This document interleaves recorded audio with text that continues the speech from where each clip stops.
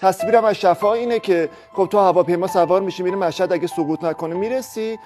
بعد میرسی و میری حرم یه نمازی میخونی، یه زیارتی میخونی، یه دستی به زری میکشی، حاجتتو میگی،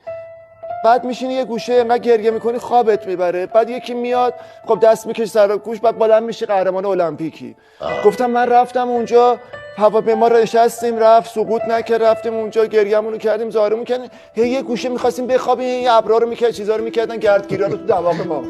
گفتم یعنی اومدم تا یه ماه، یعنی اصلا نتونستم بخوابم که خواب ببینم، تا یه ماه اومدم و فقط گردگیر عطسه میکردم. ولی تو بعدا میفهمی که شفا همینه، که شفا که قرار نیستش که بزنم تق خب تو خوب شدی یا فردا برو. گاهی پذیرش آنچه که بر تو اتفاق افتاده شفاست، گاهی آن چیزی که برای تو نوشته شده بعد از اون اتفاق اون شفاست، گاهی